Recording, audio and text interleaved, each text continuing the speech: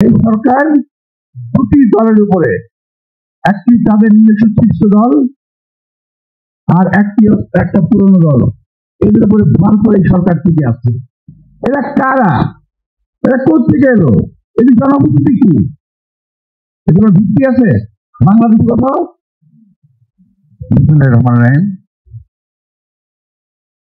আজকের এই আলোচনা সভা এবং অনুষ্ঠানের সভাপতি রবিন, মন্ত্রিবিষ্ট মেধাশ্রী কর্পোরেশনের সাবেক ডেপুটি মেয়র এবং ঢাকা সিটির সাবেক সভাপতি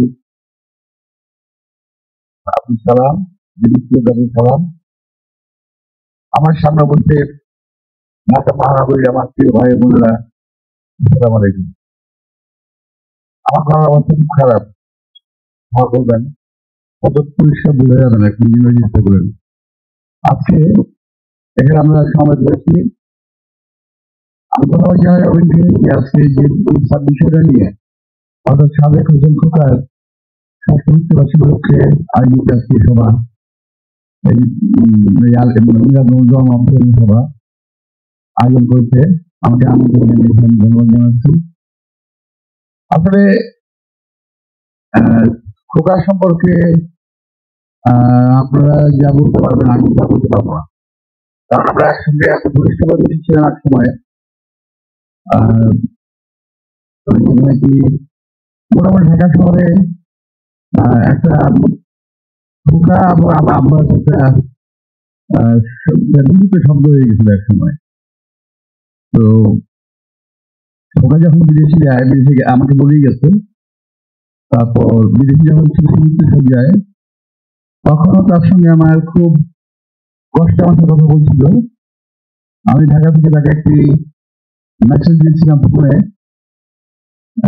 মেসেজটি ওই সময় আজকের একজন এই সরকারের সঙ্গে আছেন সম্পর্ককারী সাংবাদিক মনির সাহেব তাকে পড়ে শুনিয়েছিল। সম্ভবত ইশাক হয়তো পাশে ছিল ওই সময়, আমি ঠিক জানা নাই, হয়তো পাশে থাকতে পারে। আমার বক্তব্য পড়ে শুনিয়েছিল এবং আমাকে মনে করেছে ওই সময় খোকা খুব কষ্ট ছিল এবং বেদনাসিত ছিল। স্বাভাবিক, আমার ছেলে ভাগ্যবান হয়েছে। খোকার মৃত্যু অত্যন্ত বেদনাদায়ক, অত্যন্ত বেদনাদায়ক। সকল রকম সক্ষমতা ছিল, তাকে শাস্তি দেওয়া হলো না, কারণে এখানে ছিল দেশে আসবে, কিন্তু শাস্তি দেওয়া হয় নাই। এটা একটা ওই সরকারের একটা ব্যর্থ এবং কদর্যের চেহারার একটা রূপ প্রকাশ ছিল, ওই খোকাকে এখানে আসতে না দেওয়া। যেমন আজকে আলোচনা সভায় আমরা দোয়া করবো আমাদের আমাদের নেতা তারেক রহমান, রহমান এবং খোকা সম্পর্কে আমাদের সাথে আসার জন্য। তার আগে আমি কিছু বক্তব্য রাখতে চাই। সম্পূর্ণ রাজনৈতিক আমাদের যে এখানে বহুদিন মিটিং হয় না, আমরা এখানে বর্তমানে আগে আসছে আগের মতো মিটিংটা হয় না, মনে করে আপনাদের সাথে কথা বলার সুযোগ আসে না। এখন দেশে এমন একটা অবস্থা চলছে, দেশটা কার, কে চালায়, দেশটা কোনো মালিক নাই, দেশের কোনো দেখার লোক নাই, সবাই শুধু ব্যস্ত সংস্কার সংস্কার সংস্কার। আরে ভাই, কি সংস্কার করতেছেন এটাই তো বুঝতে পারলাম না। আজকের দেশে বেকারের সংখ্যা বেড়ে গেছে, রাস্তায় নামলে হাঁটা যায় না, ফুটপাথ গুলো ভরে গেছে, রাস্তা দখল হচ্ছে। এইরকম করতে আসলো হঠাৎ করে, কারণ কোনো কিছু করার নাই গ্রামে শহরে। এরা এখন দোকানপাট বসে চলছে এবং জনগণের একটা অসুবিধা সৃষ্টি করতেছে। এই যে অবস্থা হয়েছে কেন? আপনি খেয়াল করে দেখবেন, যদি গাড়ি দিয়ে বাতিল করেন তাও পায় নাই, কিছু অতিরিক্ত ব্যাটারি চালিত গাড়ি জুড়ে গেছে, উপায় নাই, এরা সমস্ত বেকার অবস্থায় আছে, কি করবে? একটা কাজ চাই, সেটা কি বেকার এই দেশে মানুষের সমস্যার সমাধানে এই সরকারের কোনো লক্ষ্য নাই। আছে ঘরে উলট পালট করে দিয়ে মাল উঠে ফুটে খাই।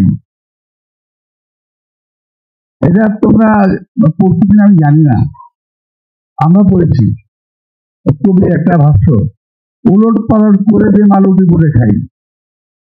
এখন দেশটাকে উলট পালট করে দিয়ে একটা শ্রেণী জুড়ে ছেড়েছে নতুন, এই দেশটাকে উঠে ফুটে খাওয়ার চিন্তা ভাবনা করছে,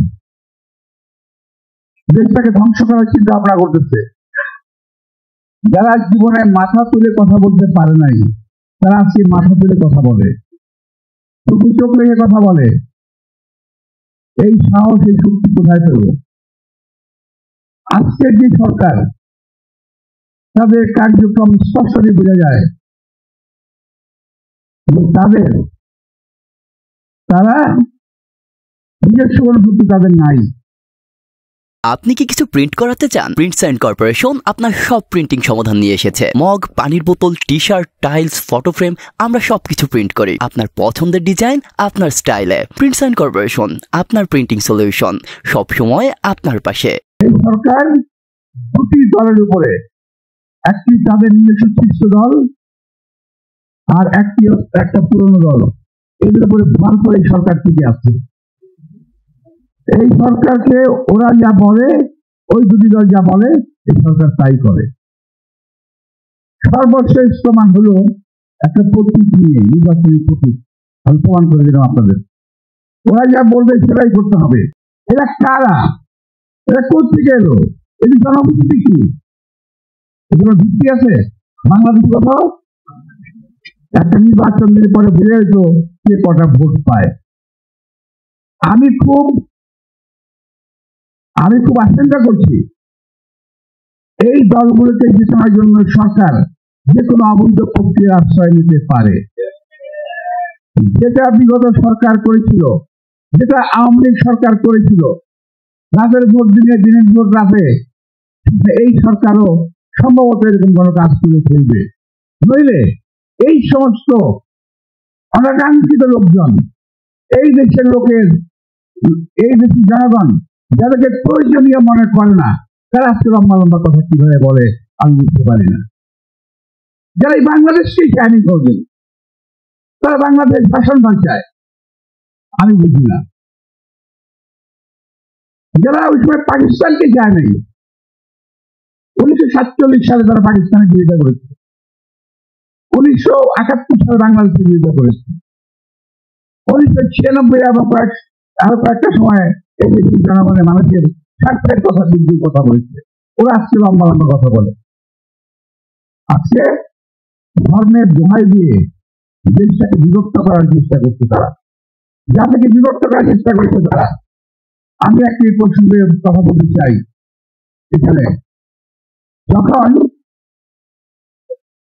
শহীদ রাষ্ট্রপতি জিয়া রহমান এই দল গঠন করেন,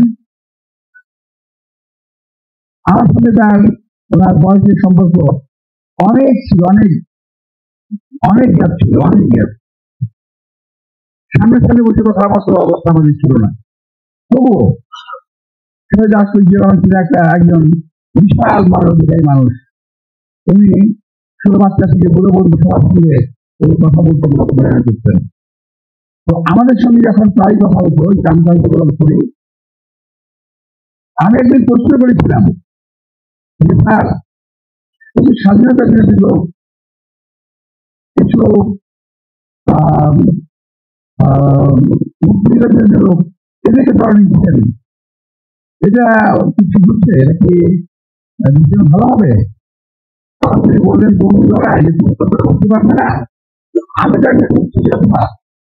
আমি তো লড়াই করেছি, এই দেশকে স্বাধীন করেছি, আমি মেনে নিচ্ছি, তোমার মেনে নিতে পারবো না কেন? আমি মেনে নিচ্ছি এই কারণে, একটা কথা মনে রাখবে, জাতিকে বিভক্ত করে কখনো দেশের মঙ্গল করা যাবে না। জাতিকে বিভক্ত রেখে দেশের মঙ্গল কখনো হয় না। সুতরাং জাতিকে ঐক্যবদ্ধ হতে হবে। আমরা সেই দলের রাষ্ট্রপতি দল করি। আমরা জাতিকে বিভক্ত হতে দিতে চাই না। আমরা জাতিকে বিরক্ত করতে পারি না। তবে একটি শ্রেণী আছে যারা জাতিকে বিভক্ত করে ফায়দা লুটতে চায়, যারা জাতিকে বিভক্ত করে এই দেশকে যারা সর্বনাশ করে দিয়ে গেছে, আওয়ামী ফ্যাসিস্ট বাহিনীকে আবার পুনর্বাসিত করতে চায় বাংলাদেশের মাটিতে, যেটা বাংলাদেশ কখনো এটা হতে দেবে না। আপনার খেয়াল করে দেখবেন এত লাভ হচ্ছে কেন? লাভ হচ্ছে এই কারণে তারা বুঝে নিচ্ছে যে আওয়ামী লীগের ভোটগুলো আমরা দিতে পাবো। এরকম একটা ধারণা হয়ে গেছে। না, এটা সঠিক নয়।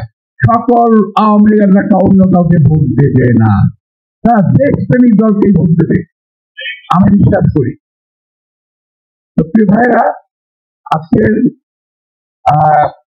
কালকে একটি আমাদের সবাই হয়েছে। আমাকে ভালো লাগছে। আমাদের অত্যন্ত আমার এই বয়সে কিংবা আরো কম বয়সে আমি প্রথম পার্লামেন্টে দখল করি 1991 সালে। আমার বয়স সম্ভবত 40 বছর ছিল। তো এটা আমাদের সন্তান তুল্য আমার প্রধান অতিথি আছেন রবিন এবং ইশাক, আমি তারা মনোনয়ন পেয়েছেন। আমরা আশা করছি আমাদের ঢাকা মহানগরীর সাবেক